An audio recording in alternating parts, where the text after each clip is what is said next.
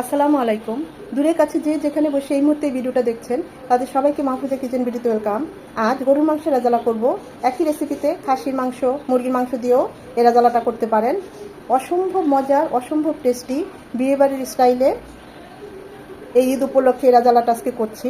আশা করি আপনাদের ভালো লাগবে। আমি কিভাবে রেজালাটা করছি সেটাই এখন আপনাদের সাথে শেয়ার করব।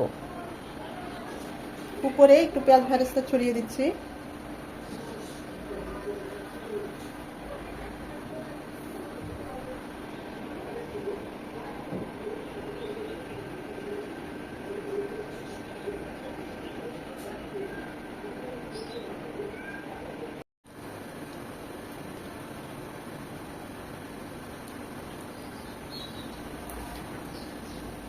গরুর মাংস রেজালা করার জন্য এখানে আমি গরুর মাংস নিয়েছি 2 কেজি। রেগুলার কাট করে কেটে নিয়েছি। এখানে হাড়, চর্বি, মাংস সব ধরনের মাংসই আছে।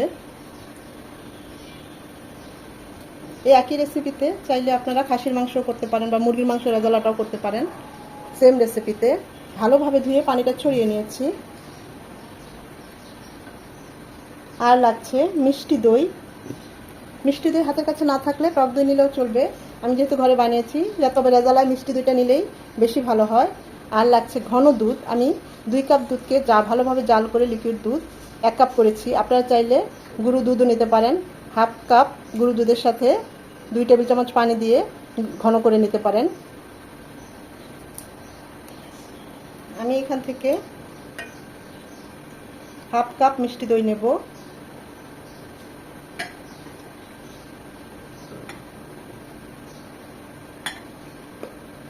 মাশাআল্লাহ, দইটা কত সুন্দর হয়েছে দেখুন আমাদের মিষ্টি দইটা।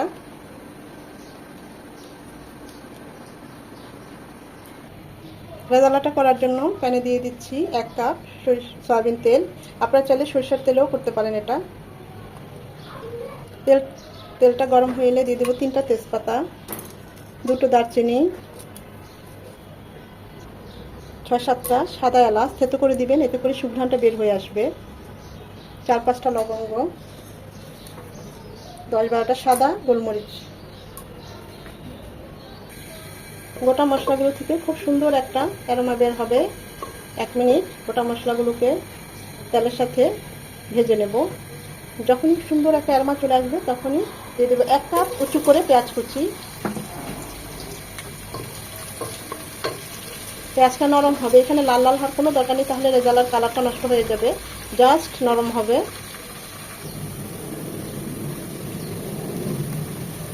পেঁয়াজটা ঠিক এইরকম নরম হয়ে এলে এই পর্যায়ে দিয়ে দিব উঁচু করে 1 চামচ মরিচ বাটা। ঝালটা যে যেমন পছন্দ করেন ওই অনুযায়ী দিবেন। আমি 1.5 চামচ দিলাম। তেলের মধ্যে এই মরিচ বাটাটা একটু ভেজে নেব, এতে করে কালারটা খুব ভালো আসে। মরিচটাকে ভেজে নেওয়ার পর দিয়ে দিব আদা রসুনের পেস্ট। আমার 2 কেজি মাংস, তাই আমি এখানে 4 চামচ আদা রসুনের পেস্ট দিলাম।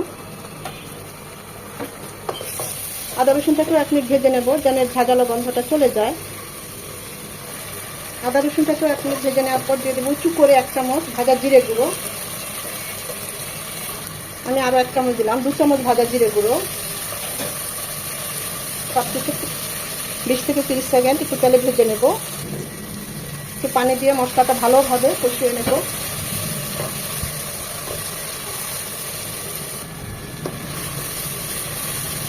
খেয়াল রাখতে হবে মশলা যেন নিচে লেগে না যায়। মশলাটা ভালোভাবে কষিয়ে নেওয়ার পর দিয়ে দিব গরুর মাংস।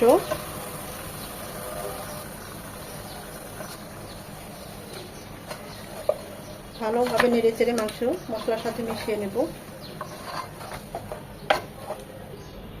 মাংসটা কষানোর জন্য এখন দিয়ে দিচ্ছি 1 চামচ উঁচু করে লবণ। পরে আবার আরেক চামচ দেব, এতে মাংসটায় লবণটা ঢুকবে।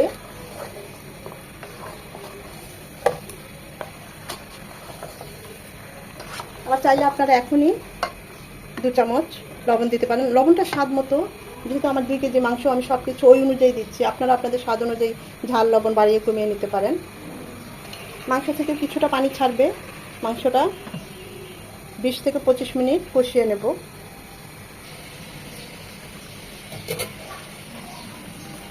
মাংসটা কষানো হয়ে গেলে এই পর্যায়ে একদম মশলার সাথে মাখো মাখো হয়ে যাবে।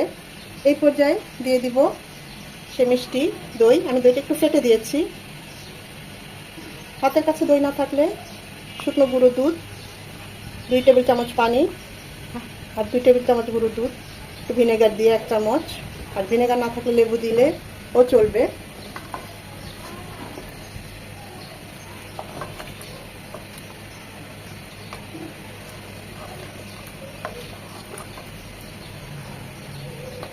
এখন এটা কুক হবে যে পর্যন্ত মাংসটা একদম সেদ্ধ না হয়। পুরোপুরি সেদ্ধ হওয়া পর্যন্ত আমরা এখন মাংসটাকে কুক করে নেব।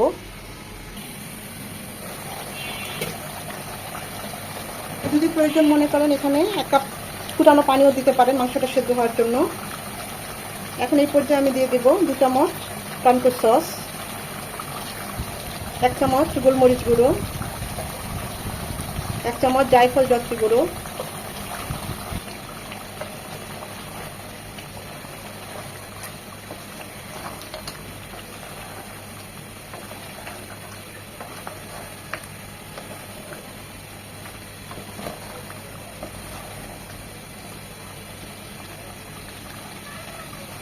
আমার কাছে মনে হয়েছে পানি লাগবে মাংসটা সেদ্ধ করার জন্য। আমি ফুটানো পানি দিয়ে দিলাম 1.5 কাপ।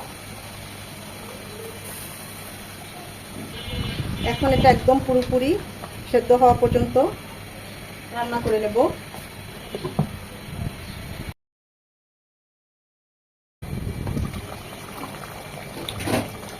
50 মিনিট এভাবে কুক করে নেওয়ার পর আমাদের মাংসটা অফ ক্যামেরা চেক করেছি, একদম কুক হয়ে গিয়েছে, সেদ্ধ হয়ে গিয়েছে। মাংসটা পুরোপুরি সেদ্ধ হয়ে গেলে এই পর্যায়ে দিয়ে দেবো এখানে আমি 4 চামচ, মানে 2 টেবিল চামচ বাদাম বাটা নিচ্ছি। এটা চীনা বাদাম বাটা। একটা বড় এলাচের বিচিটা দেব। যদি ছোট এলাচ হয় তাহলে 2টো দিবেন।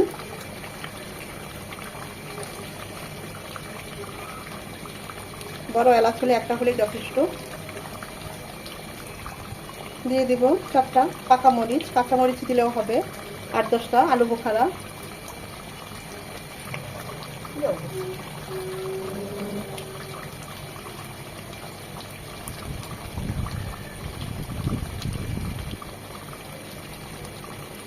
দিয়ে দিব 1 চামচ কেওড়া ওয়াটার, 1 চামচ উঁচু করে গরম মশলা গুঁড়ো, ঘন করে জাল করে নেওয়া সেই দুধ,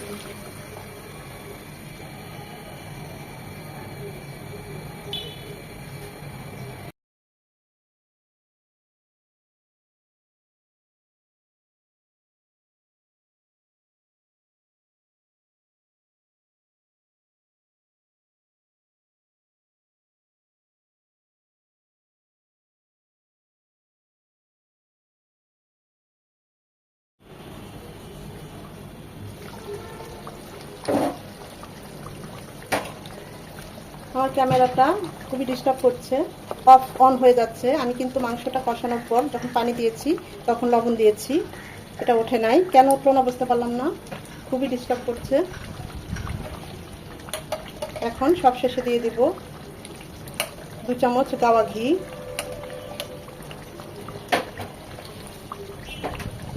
এটাই হচ্ছে বেশি আর শুকাবো না, এটা কিন্তু ঠান্ডা হলে আর একটু জমে যাবে। 4 থেকে 5 মিনিট একদম মিডিয়াম টু লো হিটে দমে দেব। মাশাআল্লাহ, দেখুন চারপাশটা কেমন তেল উঠে এসেছে। এই গ্রেভিটা কিন্তু এরকমই হবে, এর চেয়ে বেশি ঘন করব না, তাহলে এটা যখন ঠান্ডা হবে আরও জমে যাবে। লুকসটা দেখেন, আর ফ্লেভারের কথা কি বলবো, আমি পাচ্ছি। প্রতিটা মাংস একদম কুক হয়ে গিয়েছে। আমরা বিয়ে বাড়ির অনুষ্ঠানে জেরা জ্বালা খেয়ে থাকি, যে ফ্লেভার টেস্ট সব কিছুই এই রেসিপিটা ফলো করলে একদম সেম টু সেম পাবেন। সামনে ঈদ, গরুর মাংস দিয়ে ঈদের দিন এরকম একটা রেজালা করতে পারেন, সবাই খুব প্রশংসা করবে, এইটুকু বলতে পারি।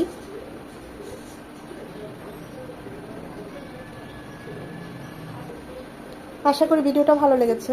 যদি ভালো লেগে থাকে অবশ্যই একটা লাইক দিবেন, কমেন্ট করবেন, আর এভাবে রান্না করে খেয়ে আমাকে জানাবেন কেমন হয়েছে। ফ্রেন্ডস অ্যান্ড ফ্যামিলির মাঝে শেয়ার করে দিবেন। অবশ্যই চ্যানেলটা সাবস্ক্রাইব করে আমার পাশে থাকবেন, যেন এরকম মজার সহজ রেসিপি নিয়ে আপনাদের সামনে পুনরায় আসতে পারি। সময় নিয়ে যারা এতক্ষণ ভিডিওটা দেখেছেন তাদের সবাইকে আন্তরিক ধন্যবাদ।